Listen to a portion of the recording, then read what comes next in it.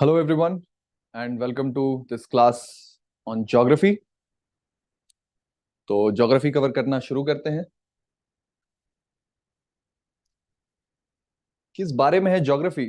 अगर इस कोट को पढ़ें, a very beautiful quote by TS Eliot, तो ये कहते हैं कि we shall not cease from exploration and the end of all our exploring will be to arrive where we started and know this place for the first time. तो ये जो human inquisitiveness है to know our surrounding, to know ourselves, that is the beginning of geography. और geography यानी कि हिंदी में जिसे भूगोल भी कहते हैं,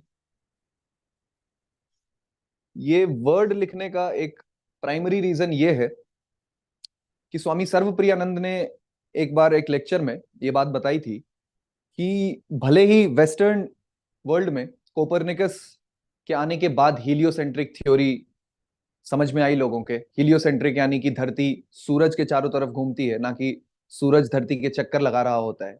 लेकिन जब हिंदी के इस शब्द पे गौर करें तो हमें यह समझ में आता है कि धरती गोल है। इस बात का कॉन्सेप्शन इंडिया में ऑलरेडी हुआ करता था। दूसरी चीज, वेस्टर्न वर्ल्ड में पहली बार जब पता चलेगा कि धरती गोल है, वो टाइम था, उसे कहेंगे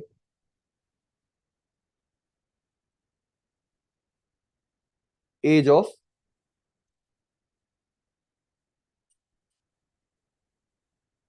exploration. Pay attention to this word age as well, because we'll encounter it very soon once again geological time scale के केस में।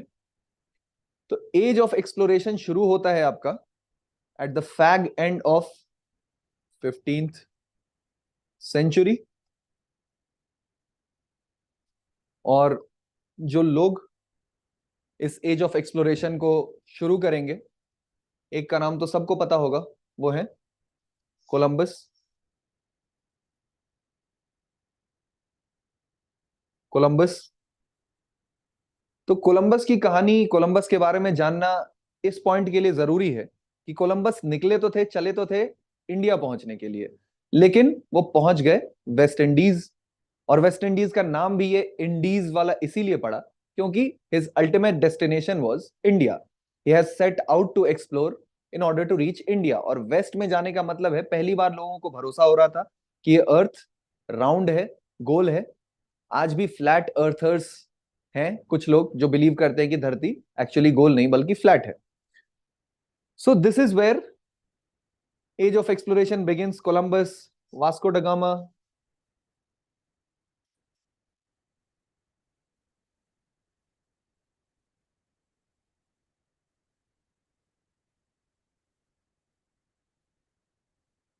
and other explorers like Amundsen. So these are the brave hearted people, brave ones, जिन्होंने अर्थ का exploration शुरू किया in the true sense of the word. Geography के अंदर पढ़ाई किन चीजों की होती है, किस बारे में जानना होता है? तो एक और कोट मैं चाहूंगा कि आप लोग पढ़ें कि there are parts of Asia Minor, North Africa, Greece, where the operation of causes set in action by man has brought the face of earth to a desolation।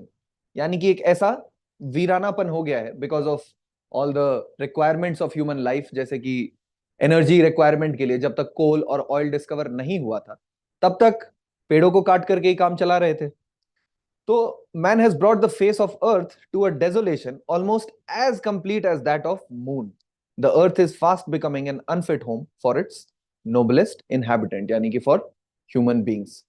ये कोट इसलिए जरूरी है कि geography does not just involve physical features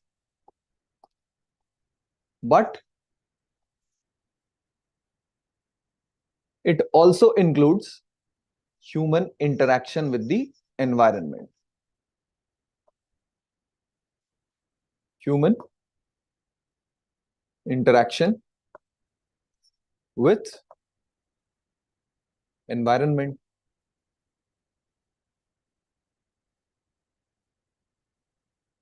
क्योंकि human interaction environment को modify कर रहा होता है, इसीलिए that forms part of human geography. Generally अगर नोटिस करें तो जितनी भी सिविलाइजेशंस हैं वो एक पर्टिकुलर रेंज में, जहां पे माउंटेन्स और रिवर वैलीज की शुरुआत होती है, आप इंडिया में देखें तो हिमालयाज में, थोड़ा सा हम वेस्ट की तरफ मूव करना शुरू करें तो द फर्टाइल क्रेसेंट, जो कि टिग्रिस एंड यूफ्रेटिस रिवर के बीच में जो रीजन पड़ता है, today it falls in Iraq, वो वाले रीजन में सेटलमेंट्स थे।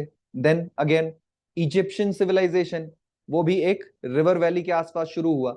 तो human settlement, human life, human culture, ये सारी ही चीजें are determined to a large extent by physical features on the earth, and that is why it is important to study geography. Another very important reason why we must have some conceptual basis of geography is the problem faced by everyone today, that is global warming.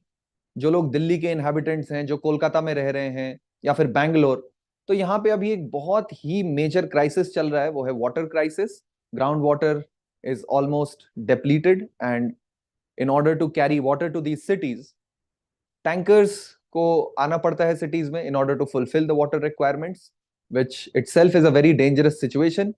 Imagine कीजिए कि अगर पानी खत्म हो जाए तो हम यहाँ पे एक दिन से ज्यादा, 2 दिन से ज्यादा टिक ही नहीं सकते हैं। पानी पीने के सोर्स के रूप में तो जरूरी है ही, उसके अलावा जितनी भी ह्यूमन रिक्वायरमेंट्स हैं, पानी उसका फंडामेंटल सोर्स है। जैसे कि एग्रीकल्चर हो गया, agriculture is not possible without water, but we are so far away from these fundamental processes जो सोसाइटी का सुपर स्ट्रक्चर बिल्ट है। तो हमें ये मौका ही नहीं मिल पाता है कि हम जान पाए कि कौन सी चीजें हैं जो बहुत ज्यादा मैटर करती हैं, और वो भी क्योंकि हम इग्नोरेंट हैं अबाउट सर्टेन थिंग्स। ज्योग्राफी कम ही लोग पढ़ते हैं, कम ही लोग जानते हैं। तो बहुत जरूरी है in order to keep society running successfully that each and every citizen, each and every person, each and every living human is aware of the bare minimum things about geography. अच्छा, ये कैट से related कुछ announcement है कि अब final batches almost fill हो चुके हैं, and if you do want to join then do not miss out on this opportunity to join the batches. And people who want to appear for CAT 2025, they can certainly join these classes.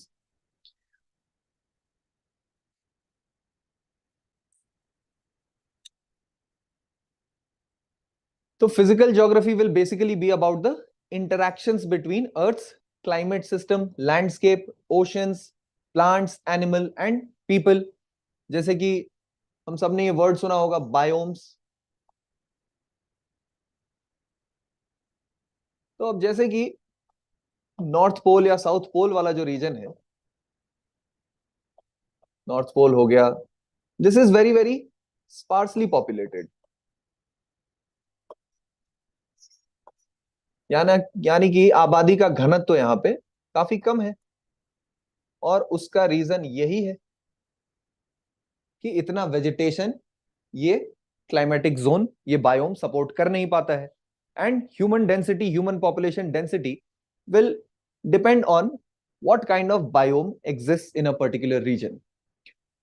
India का जो सबसे पहला empire है, Magadh empire, उसके शुरू होने का reason ही यही था that nature was bountiful enough to allow rice to grow. Rice can not grow everywhere. आज के डेट में पंजाब में राइस ग्रो कर रहे हैं, शुगर केन ग्रो कर रहे हैं, बट इसका एडवर्स इफेक्ट ये है कि आने वाले 10 सालों में Punjab is going to convert into a desert. It won't remain fertile because ground water is being extracted at such a rate कि उसका डेजर्ट में तब्दील होना ऑलमोस्ट तय है, निश्चित है। And know this that this early empire, Magad empire, the first empire in India, इसके बिहार में होने का एक बहुत बड़ा रीजन ये था दैट द रेनफॉल और water resources supported growing of rice. अब आपके मन में सवाल ये आना चाहिए कि राइस क्यों, जहां पे वीट है वहां पे क्यों नहीं हो पाया? क्योंकि राइस का पर KG energy calorific value is much higher than what is contained in wheat, and that means it will be able to support a larger population, able to support a larger population.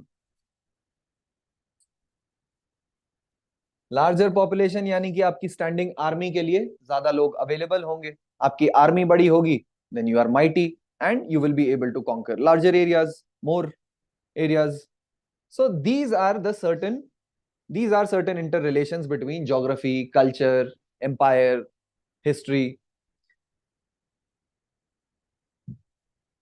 दूसरी जो बात मैं already कह चुका हूं कि जितने भी वर्ल्ड के चैलेंजेस हैं, जो सबसे मेजर चैलेंज है आज के डेट में, global warming and climate change,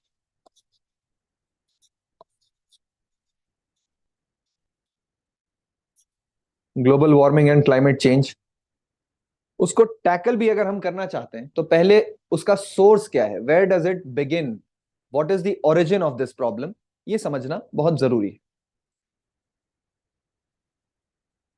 तो सबसे पहले कुछ टर्म से फेमिलियराइज हो लेते हैं। डीजार्गनाइज करना ही अपना फंडामेंटल वे ऑफ प्रोसीडिंग है। तो जो सबसे मेजर स्फीयर है उसको हम बोलते हैं geo ecosphere. Geo means earth and ecosphere the living, the sphere where life thrives, that is the geoecosphere, a very narrow sphere where you see land, water and air. These three interact in order to make it the living sphere or the biosphere. इन तीनों के interaction से ये biosphere या geo ecosphere is able to come into existence. अब बाकी क्या क्या चीजें हैं इसमें, टोपोस्फीयर यानी कि लैंड के क्या फीचर्स हैं, क्या वहां पे हिली रीजन है या वहां पे प्लेटू रीजन है, क्यों जरूरी है ये? जैसे कि आपका अफ्रीका हो गया। Now Africa is the largest continent, the richest continent in terms of natural resources, but one of the major reasons why it has been unable to develop is that it is dominated by many plateaus, and plateaus inhibit interconnections. तो जब interconnections नहीं हो पाएंगे तो market economy develop ही नहीं हो पाएगी, trade होना पॉसिबल ही नहीं हो पाएगा। और किसी भी कंट्री की इंटरनल स्ट्रेंथ, उसकी इकोनॉमी, उसका ट्रेड, इन चीजों पर डिपेंडेंट होता है। तो the major reason why Africa is not able to progress is because of the geographical hand dealt by God. Geographical hand dealt by God बोले या providence।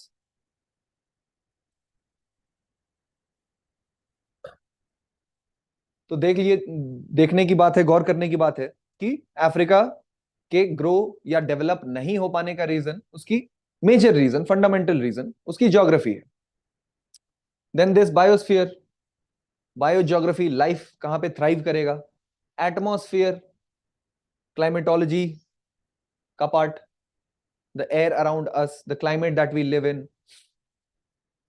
पीडोस्फीयर, सॉइल, सॉइल कवर की बात करेगा। Hydrosphere, water in rivers, lakes, oceans, groundwater, and importantly also the water present in the atmosphere will also form part of the hydrosphere. This is a point that people generally miss, but we must remember that hydrosphere is not just the layer of water, it is also present in the atmosphere and below ground in terms of groundwater resources. वरना अगर hydrosphere सिर्फ oceans and reverse की बात हो रही होती तो ground water को हम किसके अंडर स्टडी कर रहे होते। And then finally cryosphere, and just like hydrosphere, one of the point that is missed is frozen grounds और what we call permafrost land.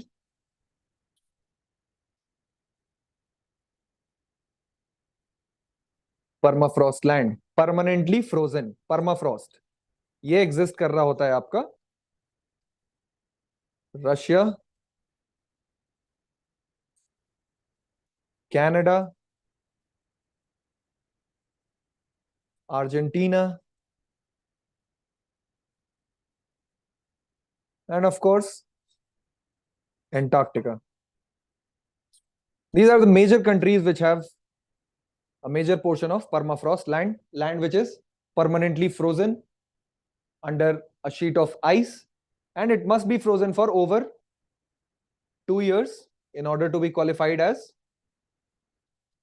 permafrost land. इसकी इंपॉर्टेंस ये है कि परमाफ्रॉस्ट लैंड के अंदर काफी सारा कार्बन, सॉइल कार्बन स्टोर्ड होता है, and if these lands they start thawing, they start unfreezing, तो ये सारा जो सॉइल कार्बन मार्शी लैंड में एज पीट स्टोर्ड होता है, it will start releasing in the atmosphere and global warming will further get escalated.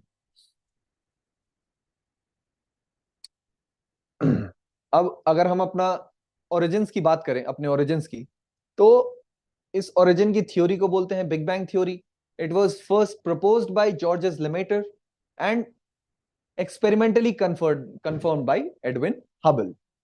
Edwin Hubble, after whom this Hubble's telescope has been named. Hubble's telescope, a precursor to James Webb Space Telescope. And what was it that Edwin Hubble observed? He observed that some stars, यानी कि क्या ऐसा observe किया उन्होंने कि उनको ये बात कंफर्म हुई, वो ये चीज कंफर्म कर सके कि यूनिवर्स का origin was in a big bang. Big bang यानी कि things started in a huge blast and started moving further apart. तो कौन सी चीज ये देखेंगे, ये ऑब्जर्व करेंगे कि stars are red shifted.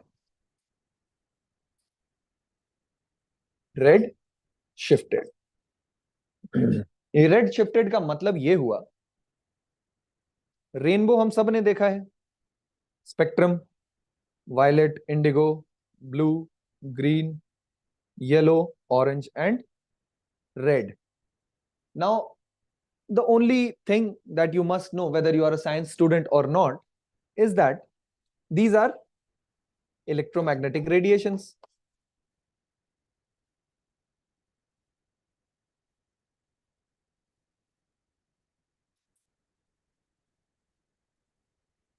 Electromagnetic radiation. That is just like light, they will be moving at a certain fixed speed or velocity. C, speed of light, 3 into 10 to the power 8 meters per second. So violet is or has the highest energy and red has the lowest energy. High energy और low energy का मतलब penetration power से है. X-ray is use to take the photographs of body parts. इसीलिए X-ray का इस्तेमाल हो पाता है ये फोटोग्राफ्स लेने के लिए, the parts inside our body, उनकी फोटोग्राफी करने के लिए, because it is able to penetrate deep inside our body. Light rays और either one of these spectrum में से कोई भी पार्ट, उसमें इतनी एनर्जी नहीं है कि वो पेनिट्रेट कर सके, but things which have very high energy they are able to penetrate further inside any object. जैसे कि अल्ट्रावायलेट लाइट, वो वायलेट से ऊपर, वायलेट से ज्यादा energy, and higher energy means higher frequency. Higher frequency. तो अगर लाइट की स्पीड कांस्टेंट है, इसको रिप्रेजेंट करते हैं nu lambda, where nu is the frequency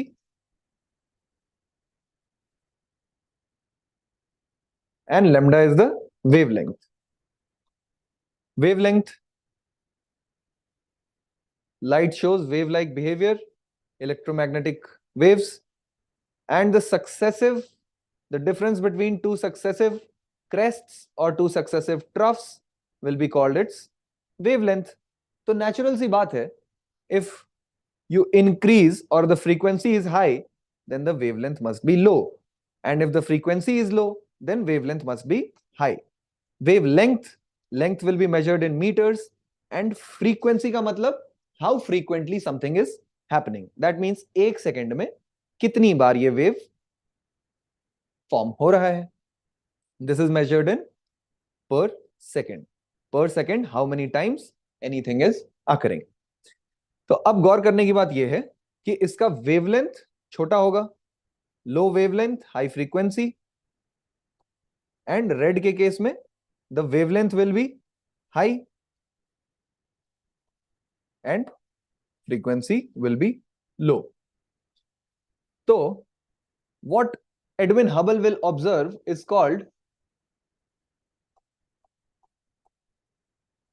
Doppler's shift या फिर red shift in case of objects that are moving further away from us. सबसे इसको समझने के लिए जो अच्छा एग्जाम्पल है, आप रिकॉल करें या फिर नेक्स्ट टाइम जब आप ऐसे सिचुएशन में हो कि कोई गाड़ी आपको अप्रोच कर रही है, तो अप्रोच करते वक्त जो उसका साउंड होता है, that has a different frequency compared to when it is moving away from you. और any motorcycle when it is approaching you versus when it is going away from you, fast bikes या फिर F1 races को जो लोग follow करते हैं, तो एक बहुत ही श्रिल सी आवाज आती है जब कोई चीज आपसे दूर जा रही होती है, और बहुत ही मोटा यानी कि पिच उसका हाई होता है जब वो आपको अप्रोच कर रही होती है. तो इसका रीजन ये है,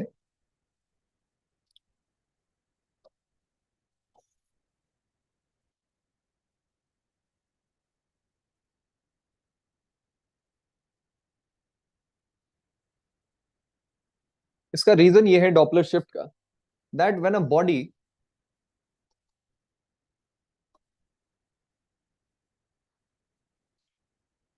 सो a car, bike, or any kind of body, when it is coming towards you, then the wavelength will get progressively shorter and shorter. और वही जब आपसे यानी कि ऑब्जर्वर के पॉइंट ऑफ व्यू से, when it is approaching an observer, then first it was here, then it is here, progressively it keeps moving towards you, and this keeps getting shorter. और वहीं when an object is moving,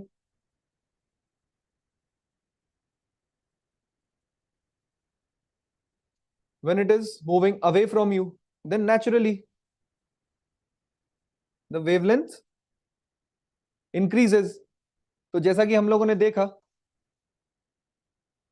VIBGYOR वाले case में, VIBGYOR यानी कि light के spectrum में, कि this has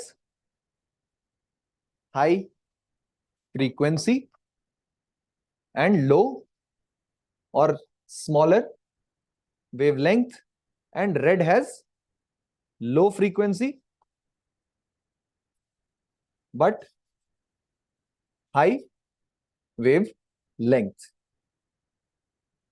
So now I think you'll be able to understand what red shift means.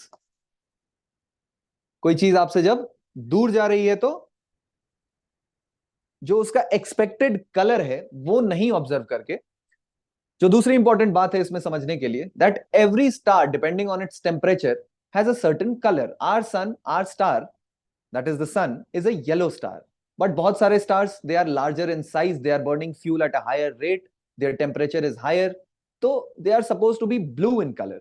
But जब इन्हीं स्टार्स को ऑब्जर्व करेंगे कि इनका कलर रेड हो रहा है, that is a confirmation of the fact that it is moving away from us. And it was this observation that confirmed the Big Bang theory.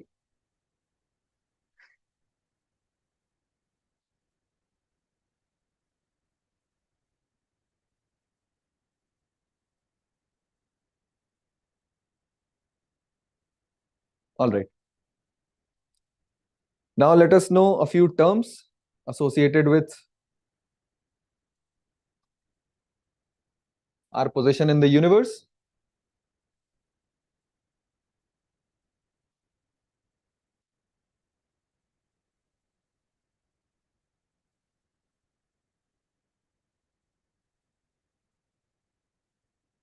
Alright,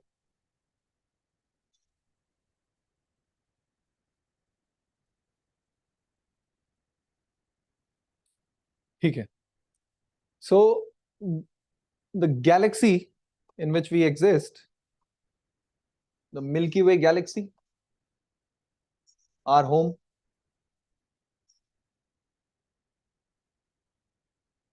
it is a spiral galaxy.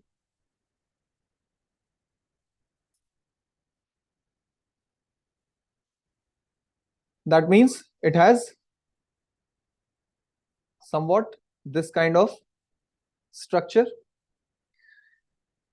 Then coming to the solar system in which we exist, there are some important things to know.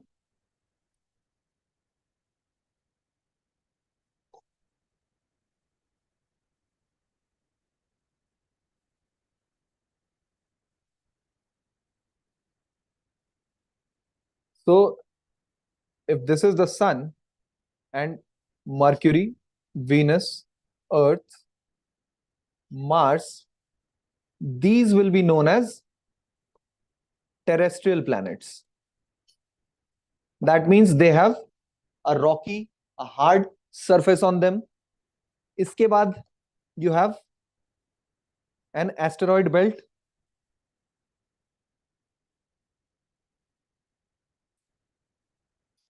Asteroid belt is as these asteroids are basically planetesimals, small rocky objects that neither could become planets nor were they demolished into very small dust particles. They are somewhere in between. And it was one such asteroid that led to the destruction of dinosaurs, which we'll see at what age, during what geological period this happened. It has a very particular name, which all of you must know. After Mars and this asteroid belt, we have Jupiter, Saturn, and Jupiter and Saturn are known as gas giants. Jupiter and Saturn, they do not have a rocky surface, they do not have a terrain, and they are therefore known as gas giants.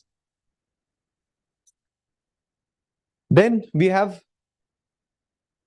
Neptune and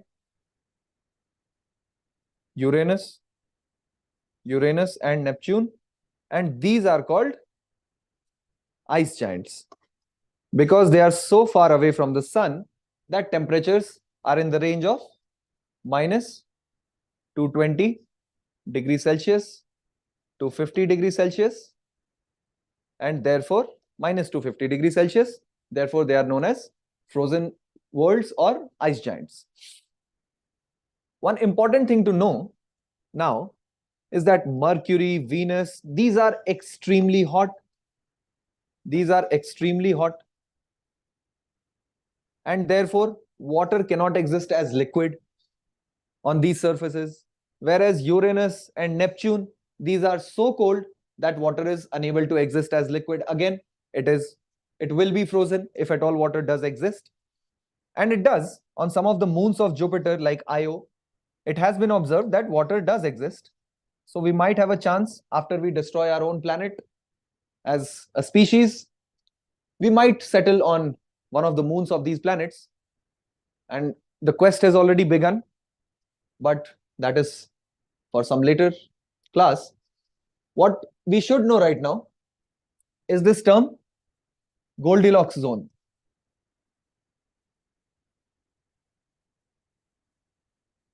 Goldilocks zone. Now imagine a not so intelligent robot and you ask that robot to pour water in your glass. तो पहली बार में वो ज्यादा पानी डाल देता है. जब आप दोबारा कहते हैं तो वो बहुत ही कम पानी डालता है. तीसरी बार में वो exactly right amount somewhere between these two डाल पाता है. तो वहीं से ये टर्म आता है Goldilocks zone. Actually it comes from the story Goldilocks and the three bears, जिसमें थ्री का बहुत ज्यादा इस्तेमाल है. तो जैसा कि आप देख पा रहे हैं यहाँ पे, the initial planets, they are very very hot, and the last planets, the furthest away, the planets that are furthest away, they are very very cold. So Earth and Mars, they fall in this sweet spot of temperature where water can remain in its liquid form. Why it is important? It is important because it was only in water that life was able to originate. Life begins in water as unicellular bacteria, the first program written by nature, self-replicating programs, self-replicating molecules, biomolecules, nothing short of magic, so to speak. So that is what Goldilocks zone is. It is that zone of a star where water is able to remain in liquid form.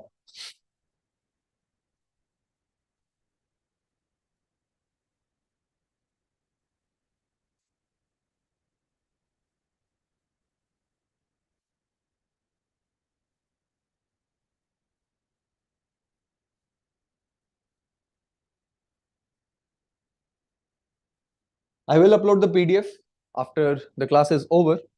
Definitely, students who want the PDF, you shall definitely receive it.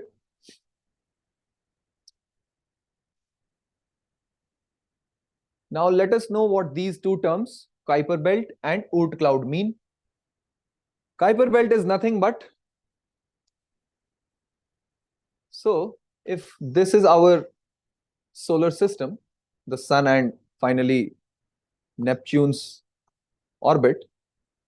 So Pluto, the reason why it was removed from its status as a planet was its highly eccentric orbit and the fact that it lies in this frozen zone, in this frozen ground, which is known as Kuiper Belt. And it is a zone where icy particles, small size very much smaller than even asteroids. And this zone extends from 30 to 50 astronomical units. One astronomical unit is the distance between,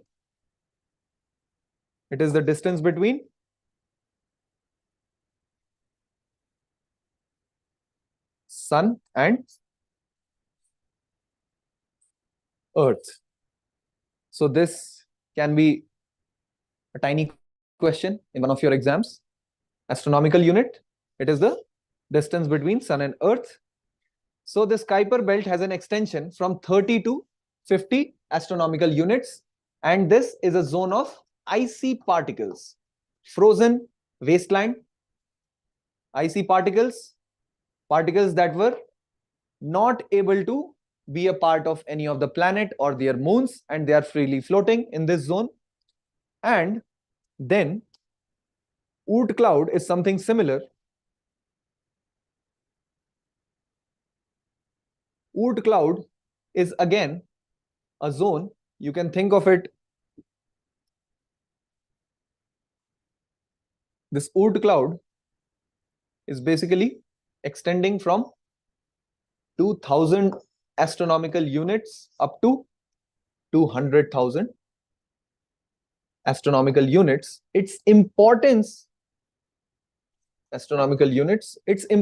is basically to show that the influence of the sun, finally, its gravitational influence finally ends at this zone, and it is this zone from which all comets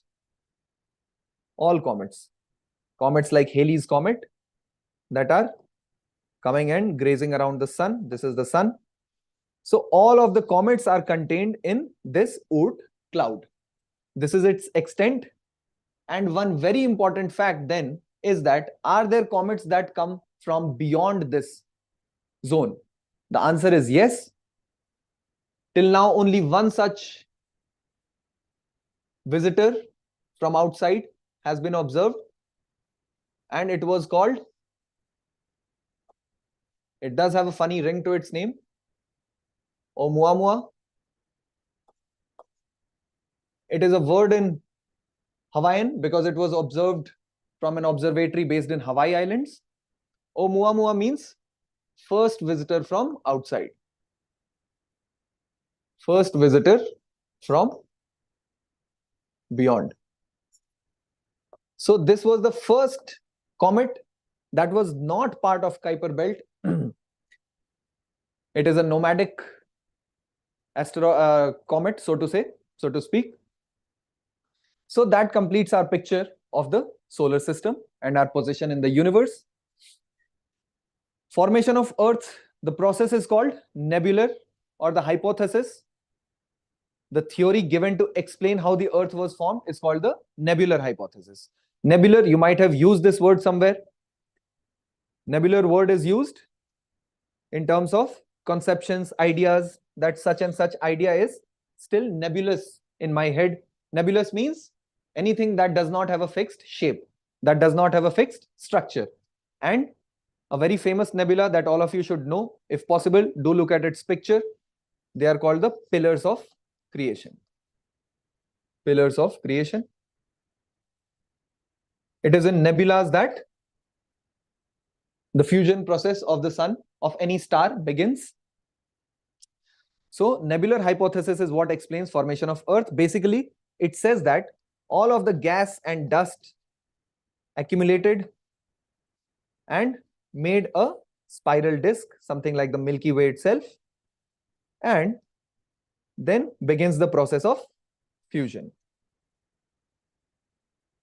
Because of gravity, though gravity is not a force, it is just the warping of space-time, as Einstein explained. But that gravity brings all the dust particles near, closer together, process of fusion begins, and this is called an accretionary. Accretion means coming together.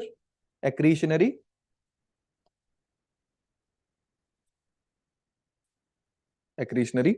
disk. So from the point of view of exam, all you need to know is that the theory of formation of Earth and the solar system is called the nebular hypothesis. Another term that you must know, the theory of formation of Moon, or that event, is called Big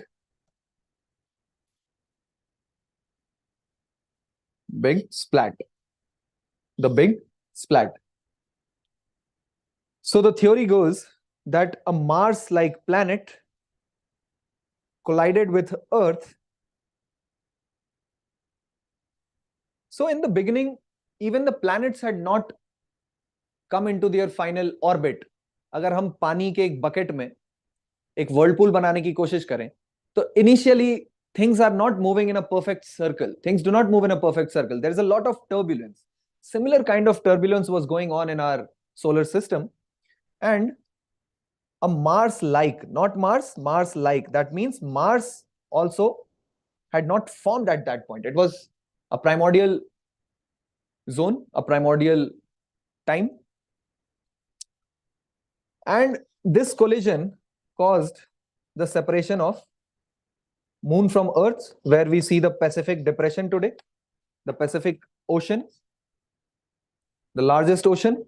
It is from this depression that Moon came out.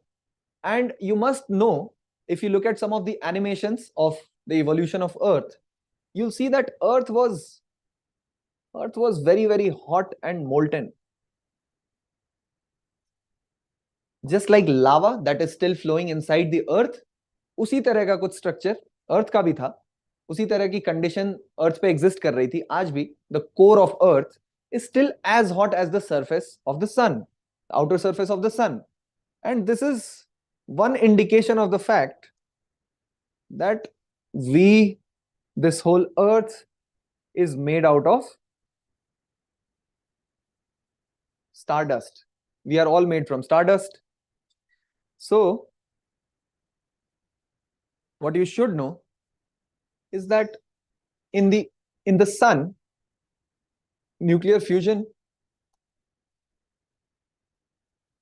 or the process of nuclear, goes on, and the dominant pathway.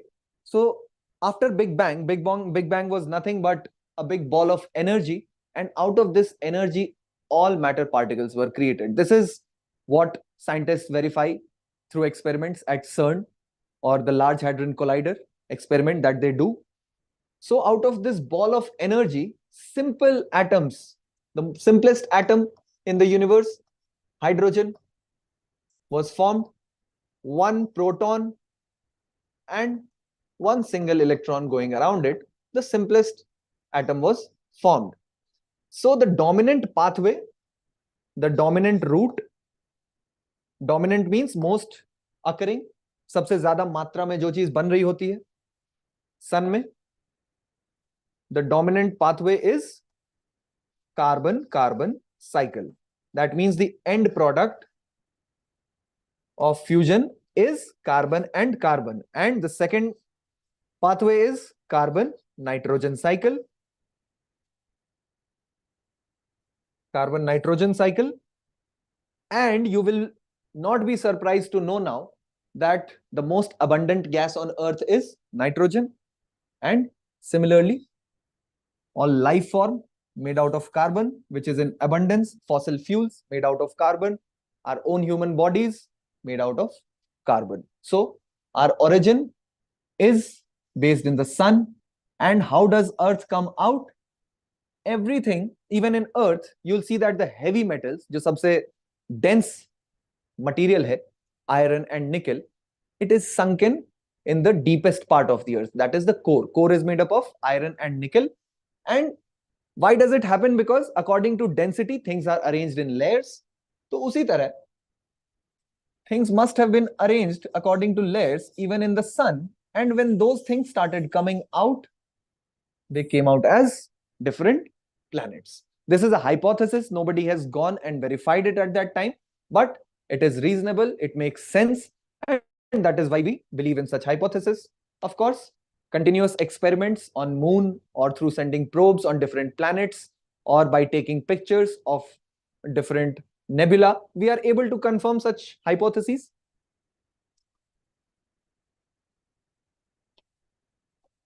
So this is how life begins, how the basis, how the source of our origin begins.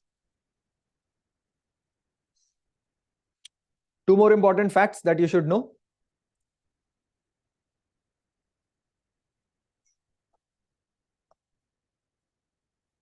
Planets having some special features. One is Venus.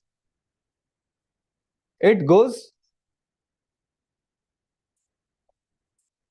so writing clockwise or anti-clockwise would not make a lot of sense in terms of space, because what is clockwise from this side will be anti-clockwise if you look at it from a different side.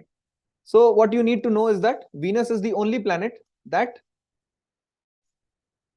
goes or revolves in a direction different from all other planets.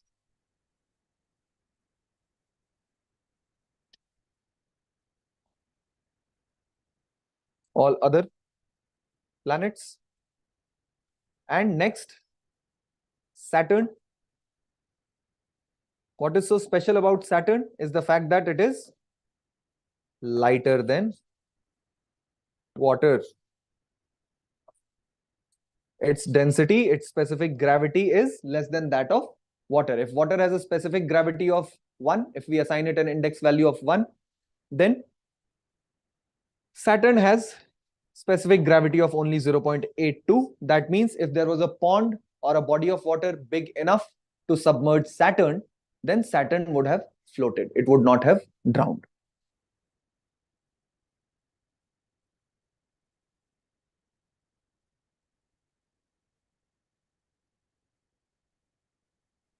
Now, these Hadean, Archean, Proterozoic, these are the eons or the longest time scales in terms of which we measure time on Earth. Hadean, Archean, and Proterozoic. Why they are important?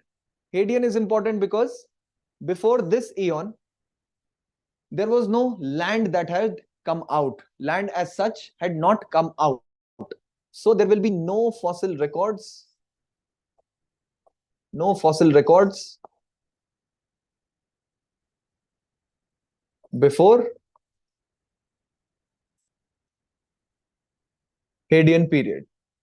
If someone is interested in Greek mythology, then you'll be easily able to decipher that this Hadean comes from Hades, god of the nether world or god of the underworld. That means land itself was submerged. And if anyone pays attention to culture, then you will be able to make this connection about the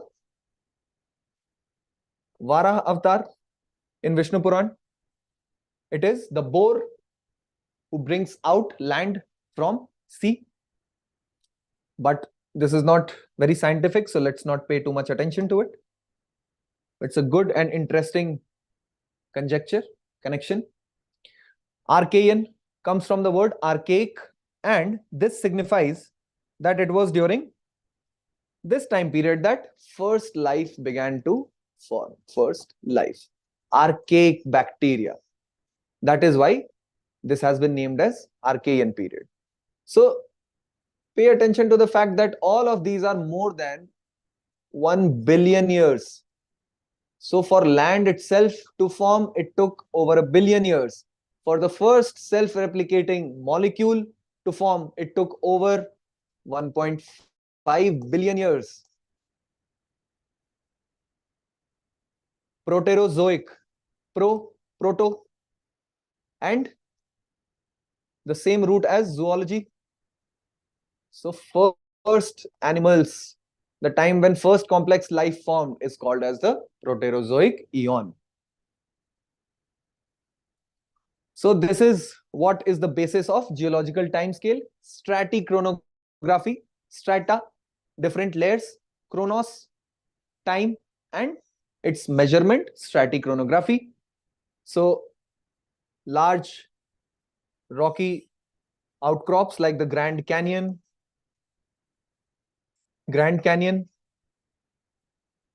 different layers of these rocks represent different eons and different eras. In some you'll find fossil, and in the topmost you'll find the latest soil being formed. So this whole helps us make this study of stratichronography. These are the different time periods. These are the different lengths in which the geological timescale has been divided. Longest is eon, extending up to billions years. Era, extending in millions of years. Then period, extending into from millions to tens of millions of years. Epoch, hundreds of thousands years to millions of years. And age, thousands of years to millions of years. This is the way we divide geological time on Earth. So this is, as you can see, that time scale, Proterozoic. So we are progressing like this. In this direction, this being the oldest, Hadean. Then comes Archaean, as we have already seen, Proterozoic, and these are the era, Paleo. That means oldest, Meso, in between, and Cenozoic, or the latest age, era. Then Cambrian, Ordovician, Silurian, Devonian, Carboniferous, Permian. We do not need to go so far back, but these three are important because Triassic, beginning of reptiles, Jurassic, domination of these reptiles, and Cretaceous, extinction of these reptiles, that is dinosaurs. And the event that I mentioned, the asteroid coming and hitting Earth and destroying these creatures, it is known as the KT-PG. KT, named because some German geologist coined this term. So rather than writing CR for Cretaceous, it is mentioned as KT. And PG standing for this Paleocene or Paleogene. So Cretaceous Paleogene extinction event.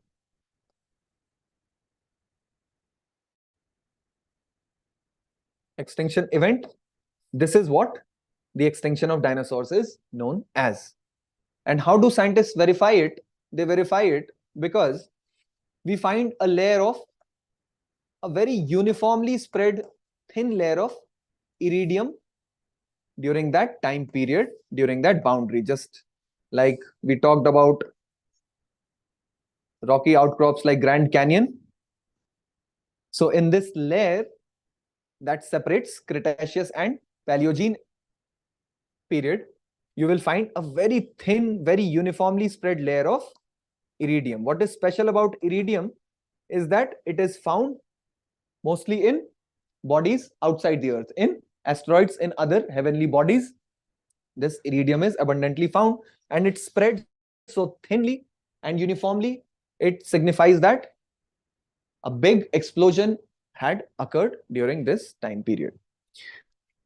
One way to remember, one way to memorize for people who are dealing with geography is this mnemonic. How you can memorize it is that camels often sit down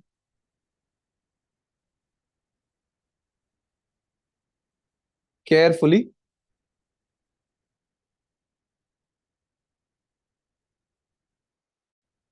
perhaps their joints creak. Camels, Cambrian, often, Ordovician, Silurian, sit, and similarly you can see down for Devonian, carefully Carboniferous, perhaps Permian, Triassic, Jurassic, and Cretaceous. So this is a good mnemonic to remember the periods on the geological timescale of Earth. Then you could make another mnemonic to remember epoch. It could be anything. A good mnemonic that I would like to share with you all.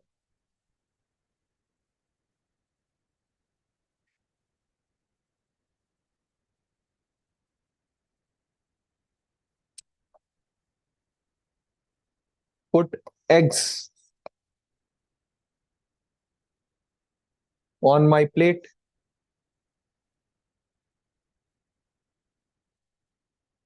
Please. Honey.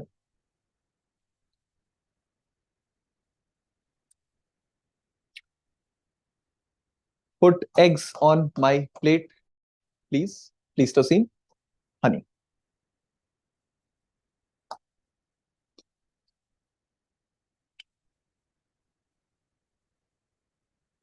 Now let us come to atmosphere, the outermost layer on Earth.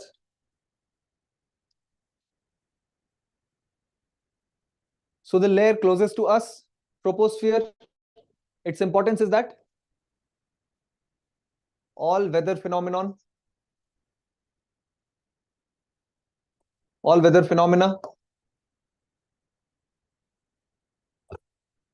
occurs in this layer.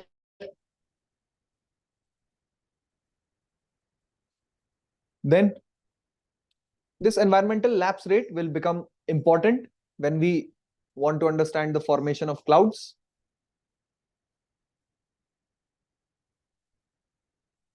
Formation of clouds, environmental lapse rate, dry adiabatic lapse rate, and saturated adiabatic lapse rate will become important. But that we'll deal when we are understanding the formation of clouds. As of now, what we should know that there is a difference in this height over poles and over equator. Over equator, it stretches up to 16 or 17, 18 kilometers. And over poles, it is much less. It is only about 6 kilometers. Not more than that. Tropopause, the layer where troposphere stops. Now, why do you think that all of the air does not escape back into the atmosphere? So nature has very nicely arranged these things. The phenomena that happens is that, imagine this is the troposphere.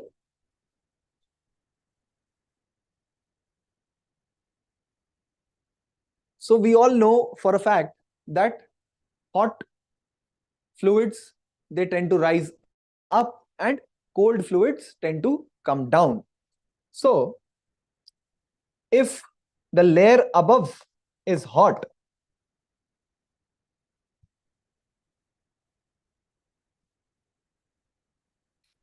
or if the layer above is cold, then this hot will go up and cold will try to come down. But if the layer above is hot and layer below is cold, then mixing will not happen. This cold won't rise up and this hot won't come down. And that is what is going on in case of troposphere and tropopause. And then what begins? Stratosphere. The thing is, when you move from troposphere to stratosphere, so initially temperature decreases as you go up, then it increases, again it decreases. In the troposphere,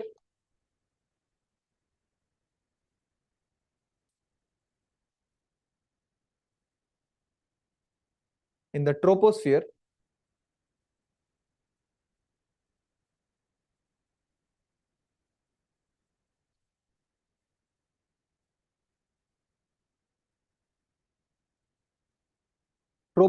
temperature decreases progressively as you move up. That is why as we go up in the hills, temperature starts decreasing, it starts getting cold, then it again increases. Why does this increase happen now, you must ask? Because this layer, stratosphere, contains ozone, and this ozone, like we have already seen in the spectrum that sun radiates at us, so this ozone is able to absorb UV radiation, which has a lot more energy compared to violet. That means a lot more heat will be trapped, and therefore this layer will be hot, and therefore all of the gas will be sealed in that chamber, therefore not escape into the outer space. Then comes mesosphere. So this mesosphere, the stratosphere extends from 10 to 30 kilometers, because you see troposphere itself varies above poles and equators, and so the stratosphere's extent goes from 10 to 30 kilometers. This mesosphere will exist or extend from 30 to 50 kilometers. The temperatures go up to minus 90 degrees Celsius, and it ends at mesopause. At mesopause, mesosphere ends. And then comes your thermosphere. Thermosphere, where again a lot of heat will be there, because atoms will encounter X-rays and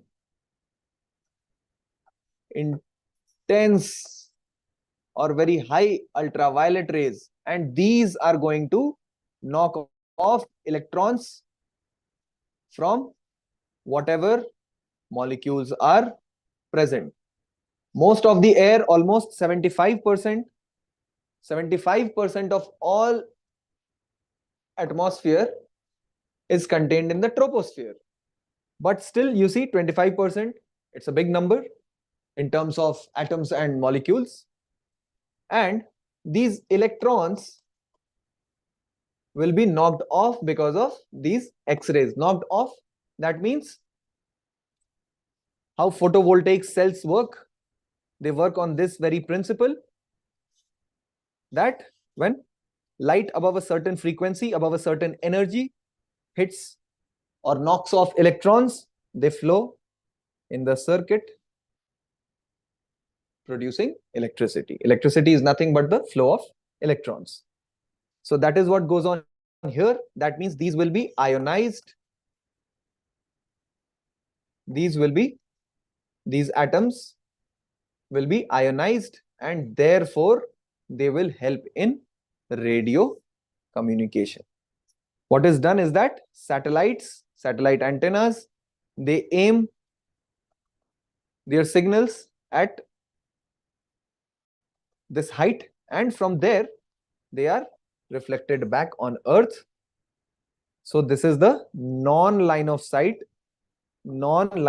communication. Line of sight communication is, see, the Earth is a curved body,